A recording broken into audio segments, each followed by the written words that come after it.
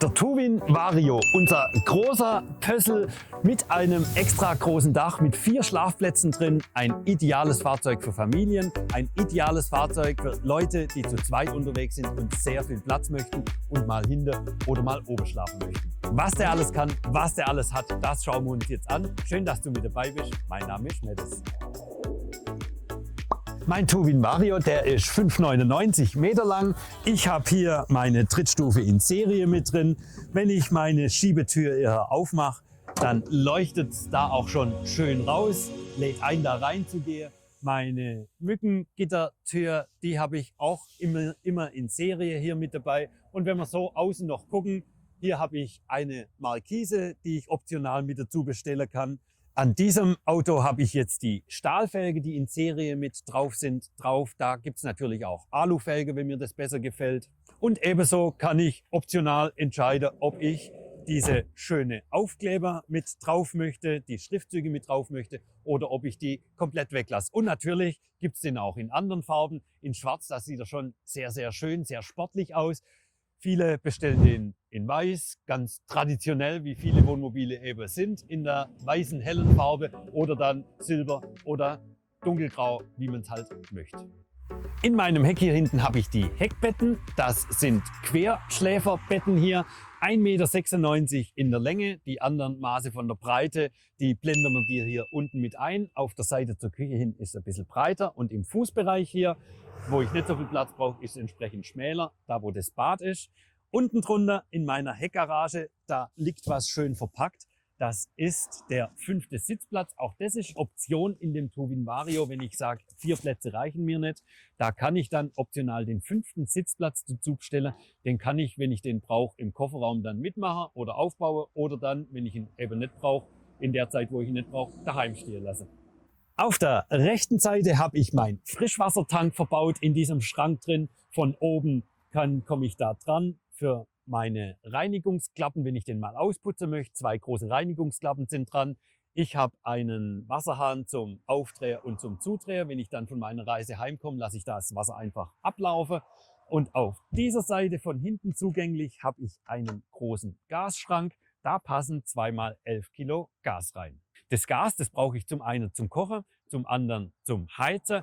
Wenn ich keine Gasheizung möchte, dann kann ich als Option mir die Dieselheizung besorgen. Dann habe ich entsprechend nur eine kleine Gasflasche dabei zum Kochen und zum Heizen eben die Dieselheizung. Und ich habe hier entsprechend bei einer kleinen Gasflasche dann noch zusätzlicher Stauraum. Wobei es in diesem Fahrzeug in aller Regel kein Problem ist mit dem Stauraum. Wenn wir gleich drin sind, dann sehen wir, wie viel Stauraum dieser Tuwin Vario bietet. Und wenn ich mal besonders viel Platz möchte in dem Auto zum was durchladen, zum große sperrige Sache reinladen, dann kann ich, und da stelle ich mich jetzt mal hier drauf, kann ich diesen Rost inklusive der Matratze einmal komplett hier rüber klappen und da oben drin hier befestigen, einmal einklipsen und dann kann ich hier durchgehen. Ich kann auch dieses Brett rausmachen und habe dann einen Durchgang geschaffen nach vorne, um mal mein Fahrrad einzuladen, um ein Stand-Up-Paddle durchzuschieben, mein Surfboard oder was ich halt immer an sperrige Sachen mitnehmen möchte. Ich kann mich bei diesem Fahrzeug entscheiden zwischen 2 Dekoren. Hier habe ich jetzt das schöne dunkle Palisanderholz. Das gibt es auch mit einem helleren Holz als Eiche Kupfer Bora. Aber wie gesagt, hier habe ich das Palisander mit drin und da habe ich schön im Kontrast dazu die anderen matten weißen Flächen. Und diese weißen Flächen ziehen sich dann hier an den Schranktüren mit im kompletten Fahrzeug durch. Und es ist unglaublich, aber hier stehe ich auf dem Heckbett drauf mit meinen 1,81 Meter hier in der Aussparung drin von meinem Heki. Da habe ich Platz noch zum Stehen. So hoch ist das Fahrzeug und so groß sind entsprechend auch hier meine Schränke. Also zum Thema Stauraum. In diesem Fahrzeug wird niemand Probleme haben und sich überlegen müssen, wo er noch was unterkriegt, weil es hier so viel Stauraum gibt. Einmal hier hinten am Bett diese Schränke, über der Küche vorne, über der Dinette. Ich habe unter der Küche drunter meine Schubladen. Ich habe Seitenschränke sowie hier ein großer Und unten drunter, da ist auch was versteckt hier. Da ist nämlich die Leiter angebracht. Und diese Leiter hier, die kann ich rausmachen und zusammenstecken, um dann auf mein Bett oben gut hochzukommen. In meinen Hecktüren habe ich in Serie immer die 2 Heckfenster mit drin. Oben drüber dieses Fenster, das empfehle ich mitzubestellen. Das gibt's als Option, weil einfach schön viel Licht von überall reinkommt. Von oben, dann von hier hinten dran, von hier unten dran. Das macht das Schlafzimmer hier hinten schön hell und wohnlich. Ich habe hier oben an den Unterschränken dran meine Regale mit Rausfallschutz. Die habe ich auch im Fußbereich unten. Und darunter sind meine LED-Leseleuchten. Und hier bin ich jetzt in der oberen Etage im oberen Bett. Auch da ein geräumiges Doppelbett, 2 Meter in der Länge, schön breit. Ich habe rechts und links kleine Fenster mit dran, natürlich auch alles mit Mückengitter und zu verdunkeln. Und ich habe über mir ein großes Dachfenster. Das hier ist auch zugleich die Kopfseite. Und wenn ich dann mich da rumdrehe und mich so schön hinlege, da habe ich natürlich ein schöner Blick in den Sternenhimmel.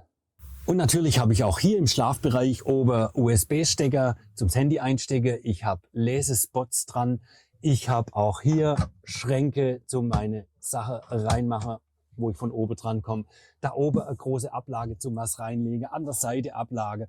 Also wie gesagt, Stauraum ist auch hier oben kein Problem.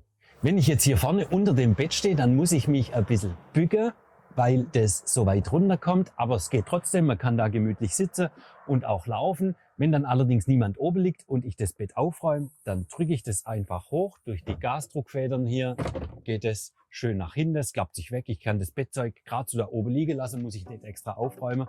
Und dann habe ich wieder schön hier überall meine Stehhöhe.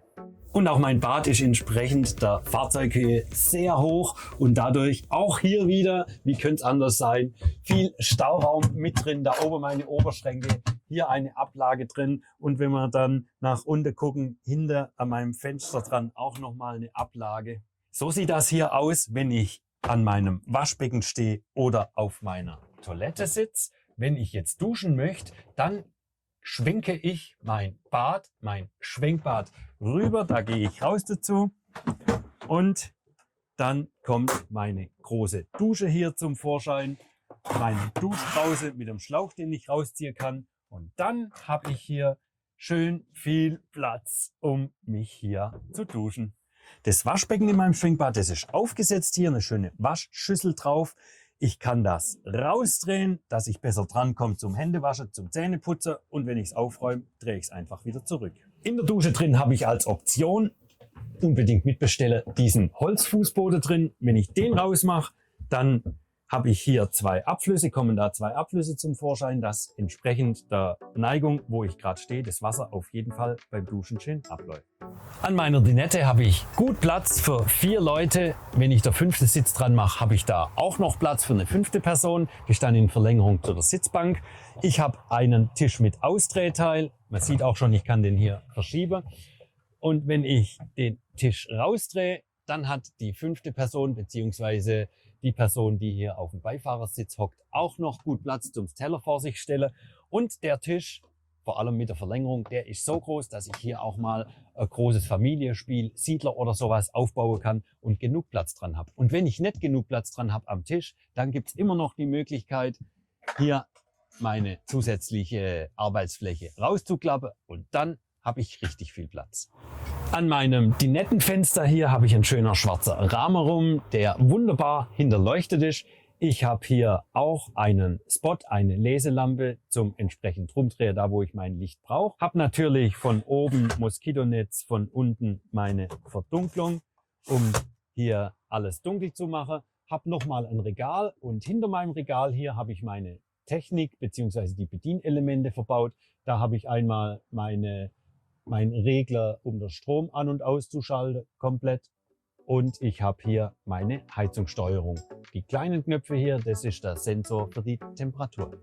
An der Dinette haben wir viel Ablage, viel Tisch zum Rausklappen zusätzlich. Und das zieht sich auch hier in der Küche durch. Wir haben hinter unserem Koch- und Spülfeld eine große Ablage und Schnippelfläche haben wir vorne dran. Darunter befindet sich der Kühlschrank. Integriert in die Mitte rein habe ich mein Spülfeld und mein Kochfeld, kann das getrennt voneinander öffnen.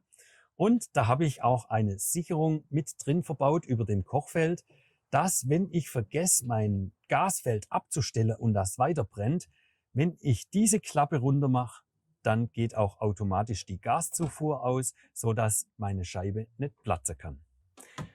Und hier auf dieser Seite an meinem Spülbecher habe ich einen integrierten Wasserhahn, der dann schön aufgeräumt ist. Ich klappe den einfach runter und entsprechend hoch.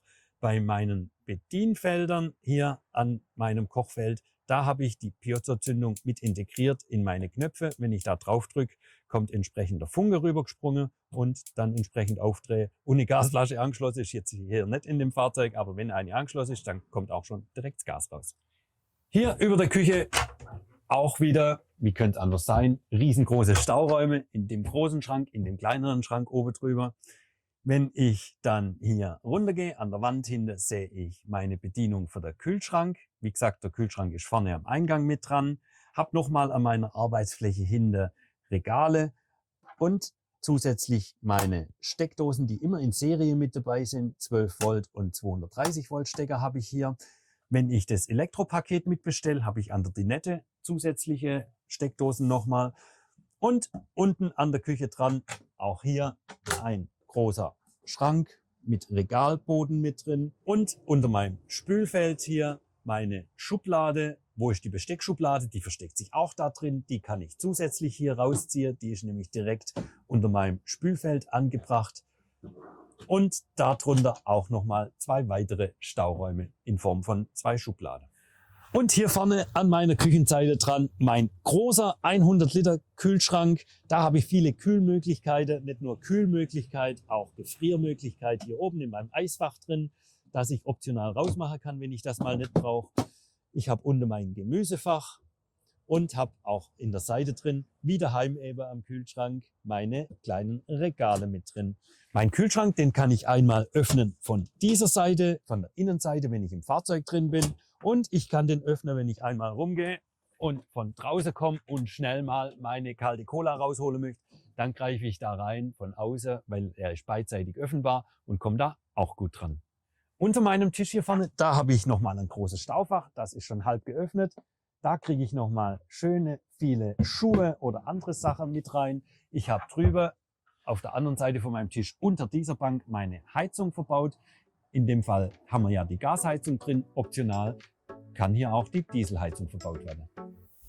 Diesen Tuvin Vario, den kriegst du auf dem Citroën, so wie hier, den kriegst du auf dem Peugeot oder du kriegst ihn auf dem Fiat. Die Fahrzeuge gibt es mit der Motorisierung von 140 PS oder 180 PS. 140 PS hat dann immer die Gangschaltung und 180 PS hat immer das Automatikgetriebe.